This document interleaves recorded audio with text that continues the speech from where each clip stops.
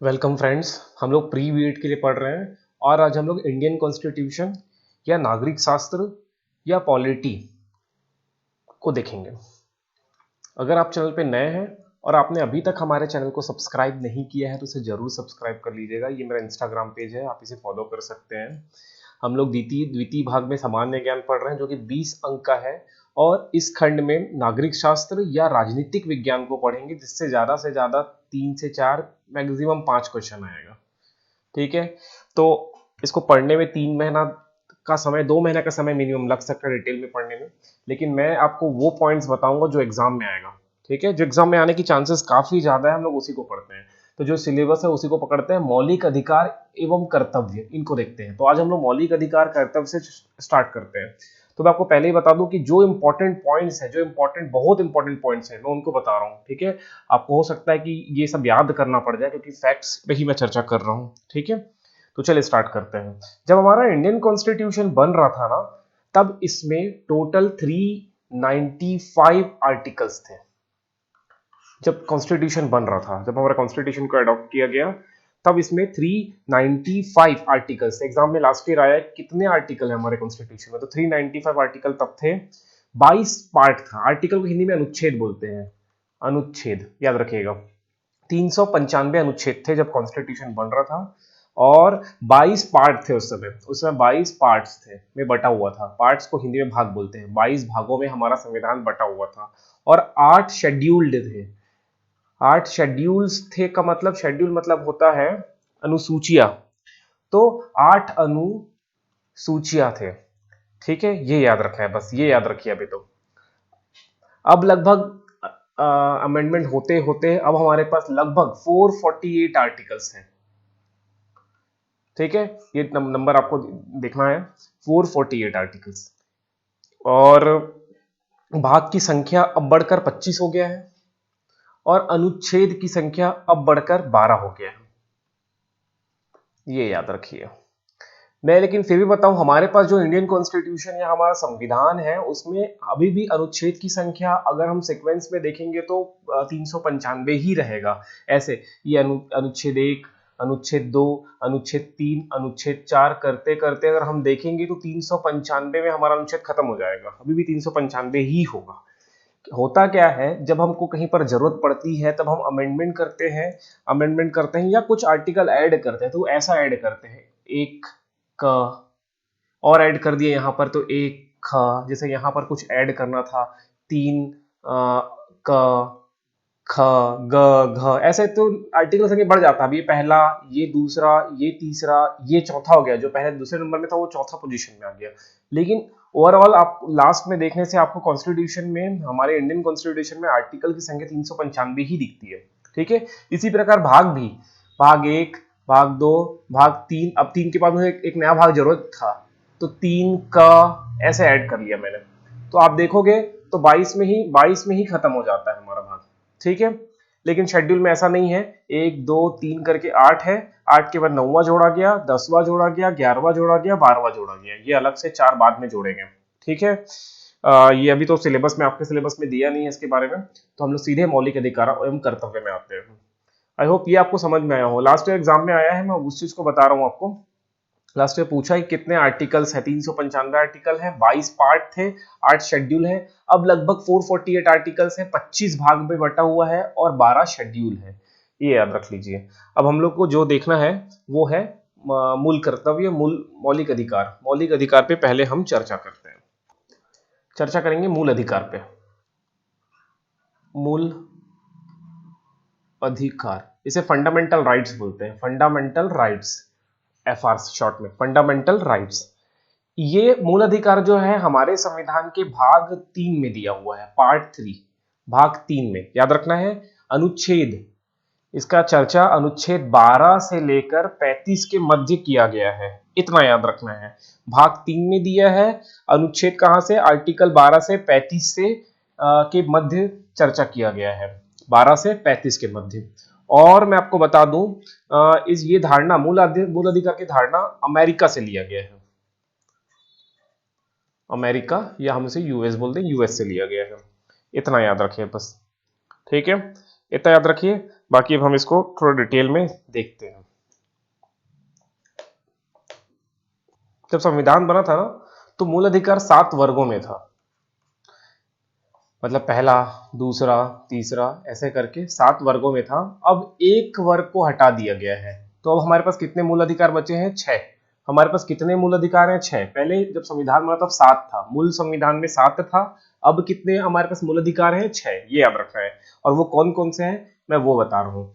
एक मूल अधिकार को हटा दिया गया है 44वें संशोधन द्वारा, 44th अमेंडमेंट, 44वें संविधान संशोधन द्वारा ये हटाया गया है 1978 में, 1978 में, 1978 में एक वर्ग को हटा लिया गया है। ठीक है, तो वो कौन कौन से अब हमारे पास संविधान मतलब मूल अधिकार है, उसको हम देखते हैं। उसको ध्यान से देखिए, ये आपको याद करना है। पहला है समानता का अधिकार। ये सब याद रखना है, एग्जाम में आएगा। समानता का अधिकार, ये आर्टिकल 14 से 18 के बीच में है, मतलब 14, 15, 16, 17, 18, 5 अनुच्छेद में इसकी चर्चा की गई है। ठीक है, 14 में, 15 में, 16 में, 17 में, 18 में। उसके बाद दूसरा है स्वतंत्रता का अधिकार। स्वतंत्रता का अधिकार, इसकी चर्चा आर्टिकल 19, 20, 21, 22 में किया गया है। उसके बाद थर्ड है शोषण के विरुद्ध अधिकार। शोषण विरुद्ध अधिकार, इसकी चर्चा 23 और 24 में किया गया है, आर्टिकल 23 एंड 24 में। उसके बाद चौथा है धार्मिक स्वतंत्रता का अधिकार। धार्मिक स्वतंत्रता का अधिकार, इसका चर्चा 25 से 28 के मध्य किया गया है, आर्टिकल 25 से 28 के मध्य। उसके बाद पांचवा है अल्पसंख्यक संरक्षण।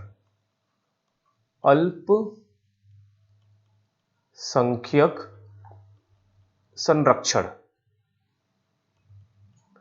इसका चर्चा 29 से 29 एंड 30 में किया गया है। अल्पसंख्यक संरक्षण, इसे कोई हम बोल सकते हैं, अल्पसंख्यक संरक्षण का जो अधिकार है उसी को हम बोल सकते हैं सांस्कृतिक और शिक्षा संबंधी अधिकार।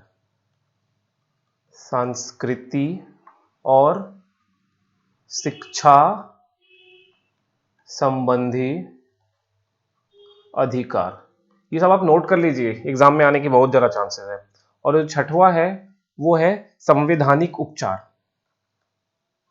संवैधानिक उपचार, ये दिया है आर्टिकल 32 में। ये इतना याद रखिए आप। ठीक है, मैंने बताया कि हमारे जो मूल अधिकार है, फंडामेंटल राइट्स, वो भाग 3 में है, आर्टिकल 12 से 35 के मध्य है, और यह धारणा अमेरिका से लिया गया है। टोटल जब मूल अधिकार बना तो 7 मूल अधिकार थे, लेकिन अब हमारे पास 6 मूल अधिकार है। 1978 से एक मूल अधिकार हटा दिया गया है।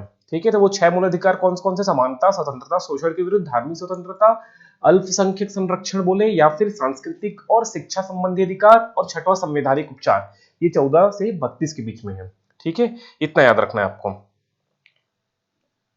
बाकी इन संविधान जैसे आर्टिकल, जैसे समानता का अधिकार हम देखें, 14 है, 15, 16, 17, 18, इन 5 आर्टिकल में अलग अलग बातें कही गई हैं। ठीक है, तो उन्हें आप चाहे तो पढ़ लीजिएगा क्या बातें हैं। जैसे मैं एक आपको बताऊं, जैसे आर्टिकल 14 में क्या कहा गया है। आर्टिकल 14 में कहा है कि विधि के समक्ष समता, जैसे मैं समानता का अधिकार को एक चर्चा करता हूं, समानता का अधिकार, जहां समझ में नहीं आएगा कमेंट करिएगा, वीडियो पूरा देखिएगा। समानता का अधिकार, समानता का अधिकार मैंने अभी आपको बताया कि आर्टिकल 14 से लेकर 18 के मध्य है। तो अनुच्छेद 14 क्या कहता है? अब हर एक अनुच्छेद में अलग अलग बातें कही गई होगी। तो अनुच्छेद 14 बोलता है विधि के समक्ष समता, मतलब कोई कानून से बड़ा नहीं होगा। इसमें पहली बात कही गई है कि कोई कानून से बड़ा नहीं होगा। ठीक है, ये याद रखना, मतलब विधि का समान संरक्षण, मतलब जो कानून है वो सभी व्यक्ति का समान रूप से रक्षा करेगा, ये कहता है अनुच्छेद 14। अनुच्छेद 15 क्या कहता है धर्म, मूल वंश, जाति, लिंग और जन्म के स्थान पर भेदभाव नहीं किया जाएगा, सब समान है। धर्म पे आप भेदभाव नहीं कर सकते, मूल वंश पे भेदभाव नहीं कर सकते, जाति पे भेदभाव नहीं कर सकते, लिंग पे भेदभाव नहीं कर सकते, जन्म स्थान पे भेदभाव नहीं कर सकते। यह आर्टिकल 15 में कहा है। अब इनके एक्सेप्शन या अपवाद भी हैं, जिसको हम यहां नहीं पढ़ेंगे, यहाँ इससे ज्यादा क्वेश्चन नहीं आने वाला। आर्टिकल 16 में बोला गया है लोक नियोजनों के अवसर में समानता दिया जाएगा। मतलब जब आपको गवर्नमेंट जॉब की बात आएगी तो गवर्नमेंट जॉब के अवसरों में समानता होगा, उसमें लिंग, धर्म, जाति नहीं देखा जाएगा। ठीक है, सरकारी नौकरी देते समय भेदभाव नहीं किया जाएगा। तो इसमें भी अपवाद है, उसे मैं भी यहाँ चर्चा नहीं करूंगा, जल्दी जल्दी खत्म करना है। आर्टिकल 17 में बताया है छुआछूत का अंत। अब से कोई एक धर्म या व्यक्तियों में छुआछूत का ये जो एक्शन है, छुआछूत जो कानून है, छुआछूत से निवारण के अगेंस्ट में कानून बनाया गया था, जिसे बोलते हैं अस्पृश्यता निवारण कानून, 1955 में पारित किया गया था। इसका नाम CRPA है, ठीक है, सिविल राइट प्रोटेक्शन एक्ट। इसके तहत अब छुआछूत समाप्त कर दिया जाएगा, लेकिन अभी भी होता है ये। तो कोई इंसान अगर कंप्लेन करता है तो आर्टिकल 7 के तहत ये कंप्लेन होता है। उसके बाद आर्टिकल 18, यहाँ पर अपन डिटेल में नहीं, बिल्कुल नहीं पढ़ रहा, मैं बहुत शॉर्ट में पढ़ा रहा हूँ, जो हो सकता है मैं बहुत कुछ फिल्टर कर रहा हूँ, वरना ये मूल अधिकार जो हम लोग पढ़ रहे हैं फंडामेंटल राइट्स, वो काफी लेंदी है और काफी बड़ा है, संविधान का बहुत बड़ा हिस्सा है ये, तो मैं बहुत ही शॉर्ट में करा रहा हूँ। ठीक है, 18 में है आर्टिकल 18 उपाधियों का अंत। उपाधियों में उपाधियों का अंत इसलिए कर दिया गया ताकि कोई इंसान बड़ा और क्या कोई इंसान छोटा ना हो, क्योंकि समानता का अधिकार में हम पढ़ रहे हैं कि हर एक पर्सन क्या है, समान है, इसलिए उपाधियों का अंत। ठीक है, सिर्फ शैक्षणिक और सैन्य उपाधि लगाई जा सकती है, जैसे PhD का उपाधि आप लगा सकते हो। ठीक है, और सैन्य में रैंक होता है, सैन्य में जो उपाधि मिलती है उसे लगा सकते हैं, लेकिन बाकी कोई उपाधि नहीं लगा सकते। भारत रत्न, पद्म अवार्ड, ये सब उपाधि नहीं लगा सकते, विदेशी उपाधि को भी नहीं लगाया जा सकता। तो ये सब याद रखना है। ठीक है, इसी प्रकार समानता का अधिकार खत्म हुआ 14 से 18। इसी प्रकार आप स्वतंत्रता का अधिकार पढ़िए, 19 से 22 के बीच में है। ठीक है, ये सब पढ़िएगा, कोई इसमें कोई बड़ी बात नहीं है। नाम इंपॉर्टेंट ये है कि इस B.Ed परीक्षा के लिए आप नाम याद रख लें, ये नाम याद रख लें और आर्टिकल याद रख लें, कौन से आर्टिकल के बीच में क्या क्या दिया हुआ है। ठीक है, इतना पढ़ लें। उसके बाद जो आर्टिकल 32 आपको दिख रहा है संवैधानिक उपचार, वो क्या है? यदि किसी का फंडामेंटल राइट का उल्लंघन होगा, ठीक है, तो न्यायपालिका जांच करेगी और जांच के पश्चात न्यायपालिका रीट जारी करेगी। रीट, यदि रीट सुप्रीम कोर्ट जारी करती है तब आर्टिकल 32 होता है। ठीक है, अगर सुप्रीम कोर्ट मैं फिर से रिपीट करता हूं, यदि किसी व्यक्ति का फंडामेंटल राइट्स का उल्लंघन होगा, उल्लंघन मतलब उसकी फंडामेंटल, जैसे उसका कुछ शोषण हो रहा है, उसे स्वतंत्रता नहीं मिल रहा किसी चीज में, या अभी हमने पूरा देखा आर्टिकल 15 या आर्टिकल 17 के तहत उसे छुआछूत का उसका आर्टिकल मतलब उसका जो हक है या राइट है उसका उल्लंघन हो रहा है, उसके साथ छुआछूत हो रहा है, तो मतलब उसका आर्टिकल 17 का हनन हो रहा है। तो आर्टिकल 17 का हनन हो रहा है तो वो क्या करेगा, संविधानिक उपचार का उसे अधिकार है, मतलब संविधान उसकी रक्षा करेगी। तो उसके तहत सुप्रीम कोर्ट आर्टिकल 32 के तहत रीट जारी करता है। ये याद रखिए, ये एग्जाम में आता है कि सुप्रीम कोर्ट कौन से आर्टिकल के तहत रीट जारी करता है। रीट, 5 प्रकार के रीट होते हैं, उनको अपन देखेंगे। रीट जारी करता है, ठीक है। अब वो रीट कौन है मैं आपको बताता हूं। आपके एग्जाम में यही पूछा जा सकता है कि सुप्रीम कोर्ट कौन से आर्टिकल के तहत रीट जारी करता है, तो आर्टिकल 32 के तहत रीट जारी करता है। ठीक है, और high court, supreme court new Delhi में, हाई कोर्ट हर एक मोस्टली हर एक स्टेट में, मतलब राज्य में एक हाई कोर्ट होता है। छत्तीसगढ़ का हाई कोर्ट बिलासपुर में है। तो हाई कोर्ट आर्टिकल 226 के तहत रीट जारी करता है, ये याद रखिए। सुप्रीम कोर्ट कहां, 32, और आर्टिकल 226 के तहत हाई कोर्ट रीट जारी करेगा। और ये 5 रीट कौन कौन से, मैं उसको नाम लिख दूं यहां पर, ये याद रख लीजिएगा। पहला है बंदी प्रत्यक्षीकरण, ये 5 प्रकार के रीट हैं। बंदी प्रत्यक्षीकरण, परमादेश, प्रतिषेध, उत्प्रेषण और अधिकार पृच्छा, ये 5 प्रकार के रीट है जो आपके एग्जाम में नाम पूछा जा सकता है कि इनमें से कौन से रीट हैं। ठीक है, ये 5 प्रकार के रीट हैं जो आर्टिकल 32 के तहत सुप्रीम कोर्ट जारी करता है और आर्टिकल 226 के तहत हाई कोर्ट जारी करता है। ठीक है, इन सभी रीट के अलग अलग मीनिंग है। ठीक है, मीनिंग मैं अभी नहीं बता रहा हूं, आपको अगर पढ़ना है तो बुक में देखिएगा। यहाँ पर मुझे फटाफट सिलेबस कंप्लीट करना है और लगता भी एग्जाम में बीएड के प्री बीएड में इतना डिटेल पूछेगा। ठीक है, फिर भी अगर आप चाहे तो पढ़ सकते हैं, हम थोड़ा आगे बढ़ेंगे इसके बाद। मौलिक अधिकार को हमने भी चर्चा किया, मौलिक अधिकार। अब हम लोग मौलिक कर्तव्य को देखते हैं। ठीक है, मौलिक अधिकार में ज्यादा कुछ बचा नहीं है, आप चाहे तो थोड़ा पढ़ सकते हैं और आगे। ठीक है, क्योंकि ज्यादा से ज्यादा इस ये टॉपिक 5 मार्क्स का ही होगा, मैक्सिमम 5 मार्क्स का, उससे कम 2 3 4 भी हो सकता है। ठीक है, अब सिलेबस में दिया है मौलिक कर्तव्य, इनको देखना है। मौलिक कर्तव्य भाग 4 में, जैसे हमने देखा भाग 3 में था मूल अधिकार, भाग 3 में हमने देखा मूल अधिकार है, तो भाग 4 में डीपीएसपी है।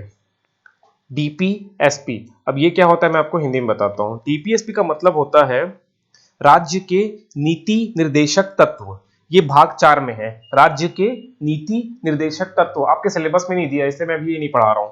राज्य के नीति निर्देशक तत्व भाग 4 में दिया है, जो कि आर्टिकल 36 से 51 के मध्य है। ठीक है, लेकिन हमको पढ़ना है मौलिक कर्तव्य। मौलिक कर्तव्य मैंने बताया ना कि हमारे इंडियन कॉन्स्टिट्यूशन में टोटल 22 भाग थे, भाग 1, भाग 2, भाग 3, भाग 4। यहां हमने पढ़ा फंडामेंटल राइट्स को, यहां हमने पढ़े नहीं पढ़ा हमने, लेकिन ये है डीपीएसपी। ठीक है, डीपीएसपी राज्य के नीति निर्देशक तत्व। अब यहां भाग 5 था, लेकिन हुआ क्या, यहां पर 1976 में 1976 को 42वें संशोधन के माध्यम से एक भाग 4 का जोड़ा गया, जिसे बोलते हैं मूल कर्तव्य। मतलब ये मूल संविधान में नहीं था मूल कर्तव्य, ये 1976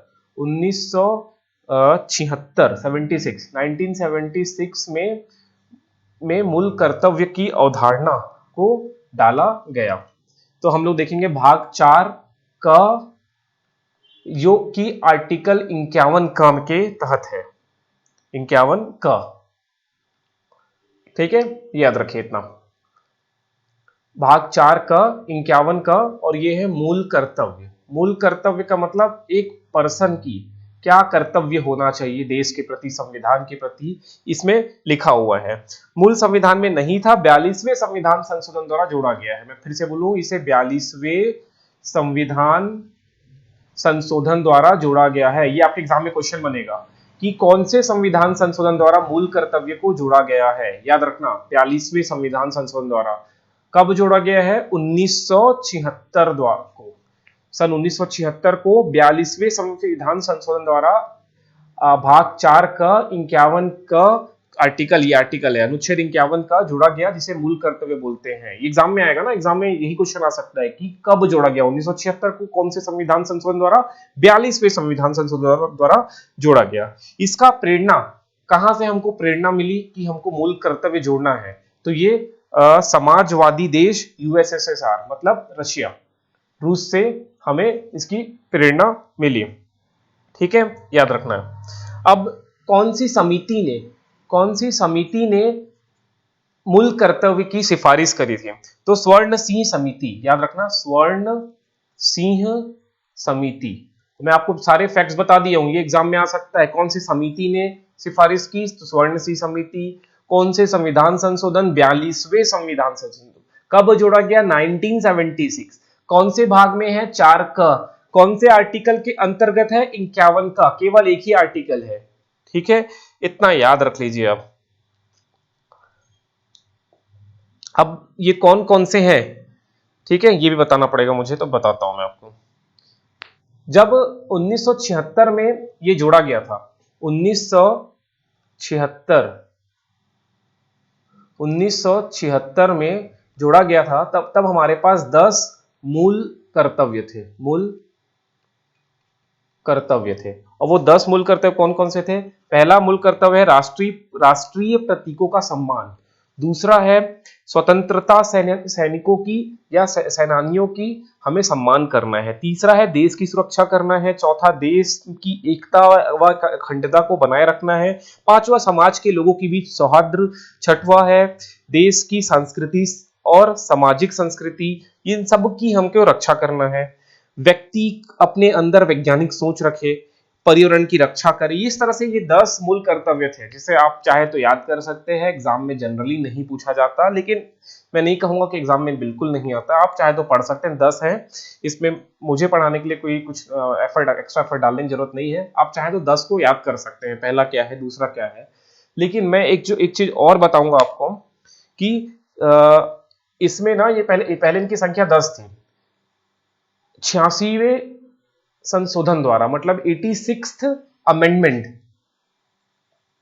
संविधान संशोधन द्वारा, 86वें संविधान संशोधन या 86th कॉन्स्टिट्यूशन अमेंडमेंट के द्वारा एक मूल अधिकार और जोड़ा गया।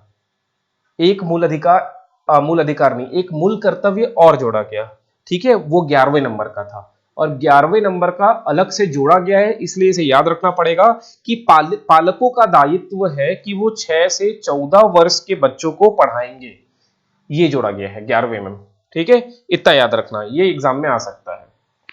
मैं एक बार फिर से इसे फटाफट रिवाइज कर दूं कि जो मूल कर्तव्य है वो भाग 4 क में है, आर्टिकल 51 का केवल एक ही आर्टिकल या अनुच्छेद है। मूल कर्तव्य जो है 42वें संविधान संशोधन 1976 के माध्यम से 1976 में 10 मूल कर्तव्य जोड़े गए थे। ठीक है, इसकी समिति, कौन सी समिति ने सिफारिश की थी? तो स्वर्ण सिंह समिति ने इसकी सिफारिश की थी। तो मैंने आपको बताया कि 10 कौन कौन से मूल कर्तव्य हैं जो कि 1976 में जोड़ा गया है। 11वां मूल कर्तव्य 2002 में 86वें संविधान संशोधन द्वारा जोड़ा गया था, जिसमें कहा गया है कि 6 से 14 वर्षों के बच्चों को पढ़ाने का दायित्व पालकों का होगा। इतना इसमें बात किया गया था। तो आपका ये मूल कर्तव्य भी, मौलिक कर्तव्य या मूल कर्तव्य भी खत्म हुआ। इतना ही इंफॉर्मेशन अगर आप पढ़ लेते हैं तो एग्जाम के लिए सफिशिएंट होगा करना। ठीक है, अब फिर से सिलेबस देखते हैं कि सिलेबस में अब क्या बचा है। तो हमने मौलिक कर्तव्य और मौलिक अधिकार ये 2 टॉपिक को देखा। अब बचा है शिक्षा है, भाषा, सांस्कृतिक विविधताएं, इनको देखना है। ठीक है, तो देखते हैं इनको।